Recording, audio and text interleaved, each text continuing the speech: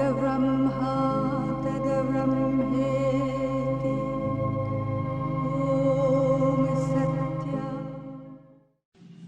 moment où je vais commencer de travailler, eh bien, à ce moment-là, j'ai eu une série de visions. Et alors, j'ai vu dans ces visions, Sri Aurobindo, tel qu'il était physiquement, mais glorifié. C'est-à-dire le même homme que j'ai vu la première fois, presque maigre, avec cette couleur dorée bronzée, n'est-ce pas, et ce profil un peu aigu, cette barbe folle, ces longs cheveux, et habillé avec le dhoti et le pan du dhoti ramené sur l'épaule avec les bras nus, n'est-ce pas, une partie du corps, les pieds nus. À ce moment-là, je croyais que c'était un costume de vision.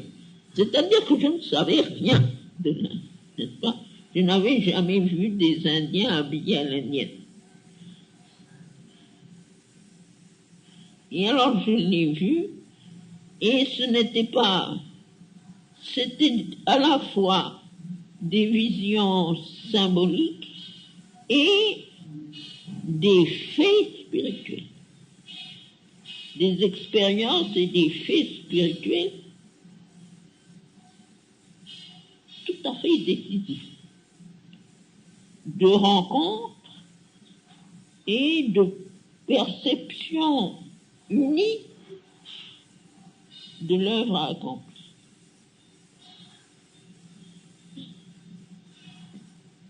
Dans ces visions, j'ai fait une chose que physiquement je n'avais jamais faite. Je me suis prosternée, et à la manière hindoue. Et tout ça, il n'y avait aucune compréhension dans le petit cerveau. Une compréhension, ce que j'appelle une compréhension que je savais vraiment ce que je faisais, comment je le faisais, tout ça. Rien du tout. Je faisais, et en même temps, il y avait l'être extérieur qui se demandait qu'est-ce que c'est que tout ça. N'est-ce pas? Eh bien, cette vision-là, je l'avais notée, je l'ai peut-être notée plus tard. Mais je n'en avais jamais parlé à personne, naturellement. Ce sont des choses qu'on ne raconte pas. J'avais seulement l'impression que c'était prémonitoire. Qu'un jour, quelque chose comme ça se passerait. Et ça, c'était in the background of the consciousness. C'est-à-dire que c'était là, pas actif, mais constant. Je suis venu ici.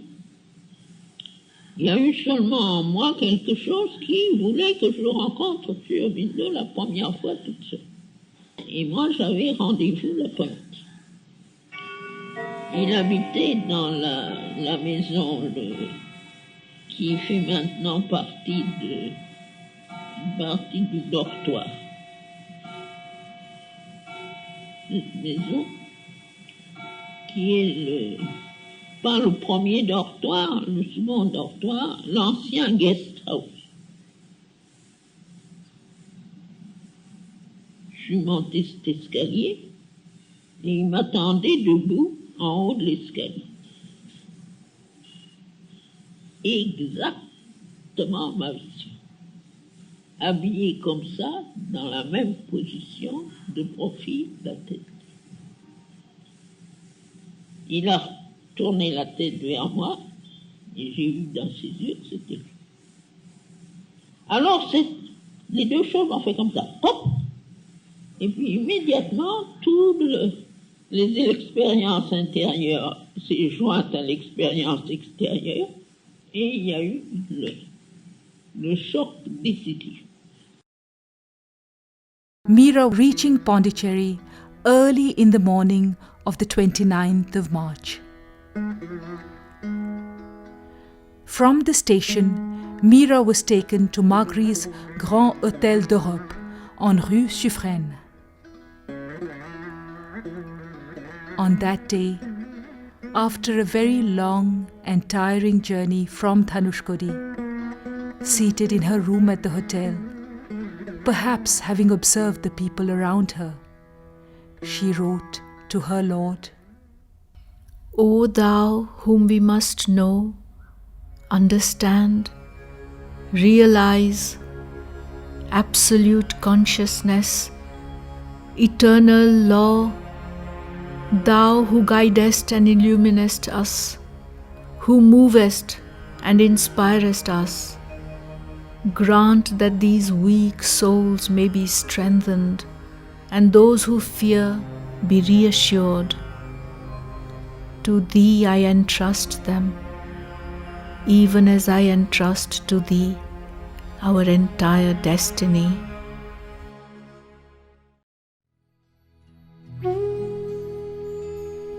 Something in Meera wanted to meet Sri Aurobindo all alone the first time. So she started from the hotel along Rue Suffren. She reached the guest house at 3:30 in the afternoon.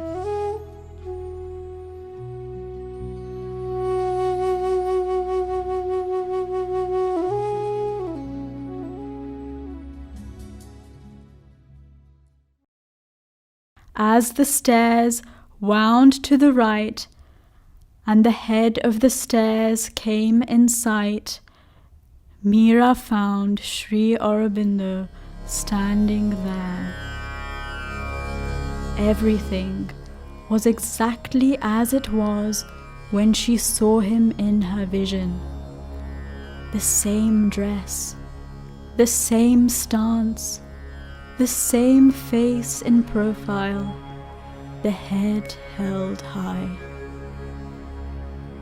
He turned his head to face her, and she saw in his eyes that it was he, her Krishna.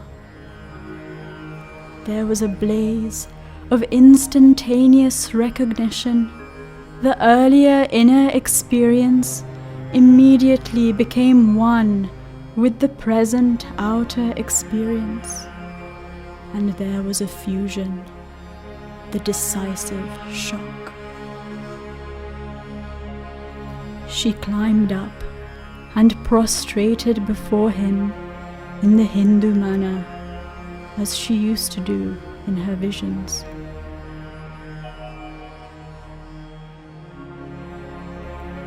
Here first she met on the uncertain earth the one for whom her heart had come so far. The mist was torn that lay between two lives.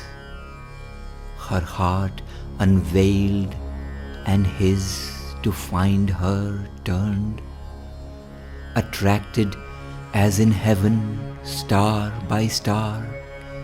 They wondered at each other and rejoiced, and wove affinity in a silent gaze. A moment passed that was eternity's ray. An hour began, the matrix of new time.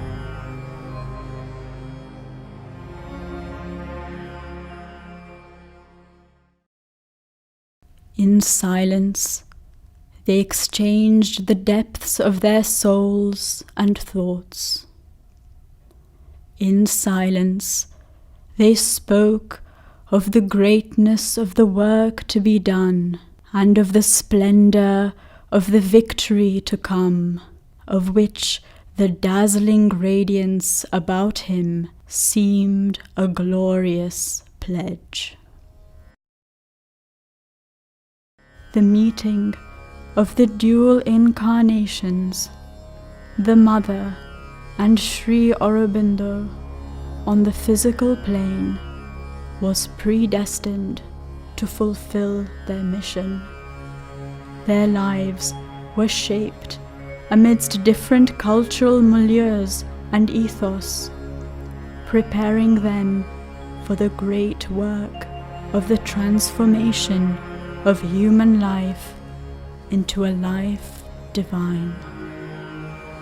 The next day, 30th March, early in the morning, she noted in her diary, Gradually the horizon becomes distinct, the path grows clear, and we move towards a greater and greater certitude. It matters little that there are thousands of beings plunged in the densest ignorance. He whom we saw yesterday is on earth.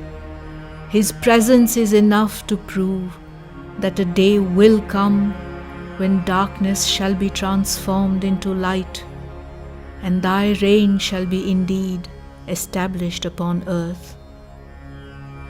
O Lord, divine builder of this marvel, my heart overflows with joy and gratitude when I think of it, and my hope has no bounds. My adoration is beyond all words. My reverence is silent.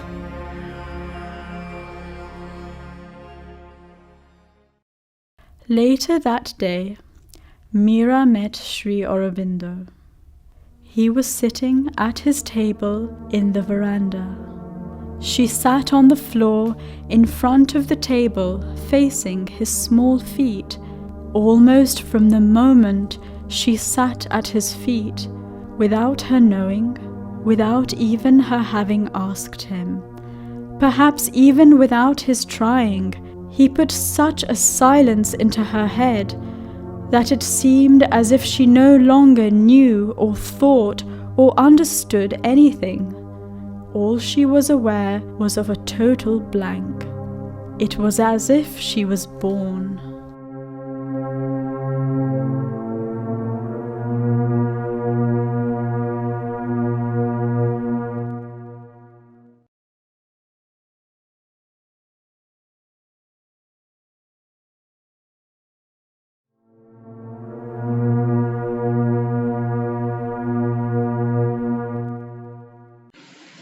Et puis alors moi, j'écoutais pas.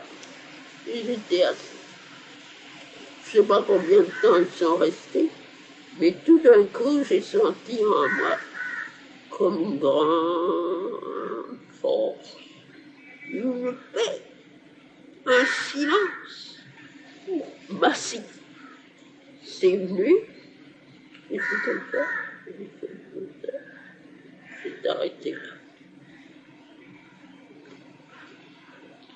Alors quand ils ont fini de parler, je me suis levée, et puis je suis partie, et puis je me suis aperçue que je n'avais plus une pensée, que je ne savais plus rien, que je ne comprenais plus rien, que j'étais absolument dans un blanc complet. Alors j'ai rendu grâce au Seigneur et j'ai remercié Sri Aurobindo dans mon cœur, et j'ai pris grand soin de ne rien déranger. Je l'ai gardé comme ça, je ne me souviens plus, mais c'était quelque chose comme 8 ou 10 jours. Rien, n'est-ce pas? Pas une idée, pas une pensée sur rien. Un blanc complet. C'est-à-dire, au point de vue extérieur, l'idiotie totale. Dire, au point de vue extérieur, l'idiotie totale. Moi, j'étais dans ma joie intérieure, bouge pas, rien. J'ai parlé aussi peu que possible et c'était comme une mécanique comme ça. C'est pas moi. Et puis lentement, lentement, comme si ça tombait goutte à goutte, comme ça, de nouveau quelque chose s'est construit. Mais ça n'avait pas de limite, ça n'avait pas. C'était grand comme l'univers. Et c'était merveilleusement tranquille et lumineux. Ici, rien, là. Et puis de là, ça a commencé à voir tout. Et ça ne m'a jamais quitté. Ça, tu sais, au point de vue de la preuve du pouvoir de Sri Aurobindo, c'est une chose incomparable. Je ne crois pas qu'il n'y ait jamais eu d'exemple d'une réussite si totale d'un miracle. Ça ne m'a jamais quitté. J'ai été au Japon, j'ai fait tant de choses, j'ai eu toutes les aventures possibles, même les plus désagréables. Ça ne m'a jamais quitté. Tranquille, tranquille, tranquille.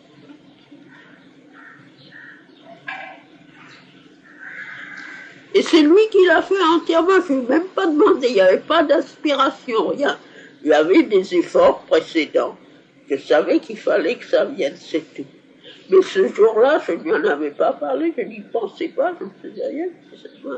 Et lui, extérieurement, il avait l'air d'être tout occupé de sa conversation, n'est-ce pas, de ceci, de cela, de ce qui allait se passer dans le monde.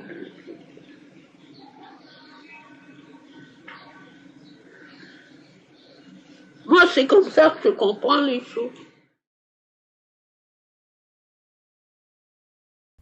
In June 1914, Meera left Hotel d'Europe and moved into the house at number 7 Rue du Play, the city's main street.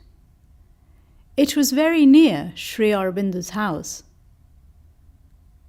Her new accommodation had a beautiful spacious terrace, from where she could see the small terrace in front of Sri Aurobindo's room. And it was here that she would meditate every morning, facing his room. From the time Meera was in France, she had always loved the mountains and felt a great longing to go to the Himalayas. When she was in Pondicherry, she was absolutely happy. Everything was beautiful. Everything was perfect. But oh, to be in the Himalayas, even if just for a while. Now, during her meditations, she would often walk back and forth on her terrace. The terrace overlooked a small courtyard with a dividing wall upon which shards of glass were embedded to keep out thieves.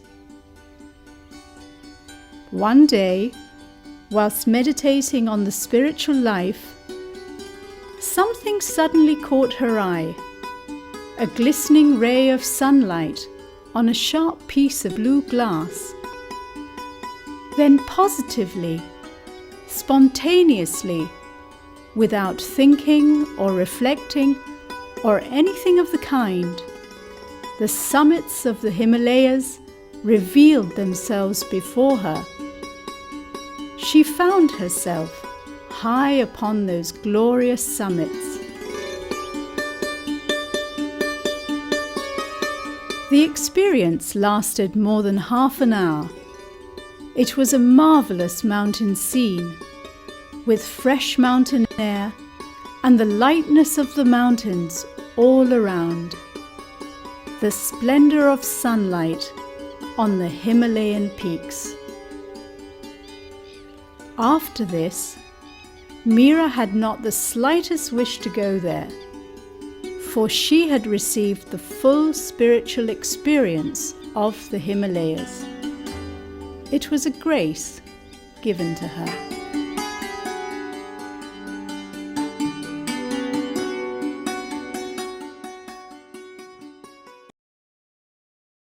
It soon became clear that, as a French citizen, Meera would have to return to France due to government regulations which came into force during the war. In spite of her commitments to the Arya and the L'Idée Nouvelle, the decision had to be taken to go. In her prayers, one finds expressions of her anguish, but also of her unquestioning surrender to her Lord in trustfulness and readiness to accept whatever might come to her. In 1915, Meera's birthday, 21st February, was celebrated modestly. The next day, she left for France. Till the very last moment, she was eagerly waiting for a hint from Sri Aurobindo that after her departure, the entire burden of bringing out the Arya will fall on him. Then she would have stayed back without caring for the consequences.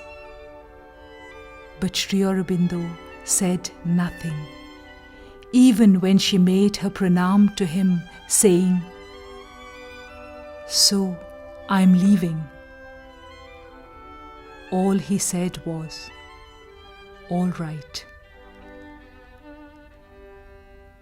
Before leaving Pondicherry, Meera placed her psychic in Sri Aurobindo's care. She knew how to do it.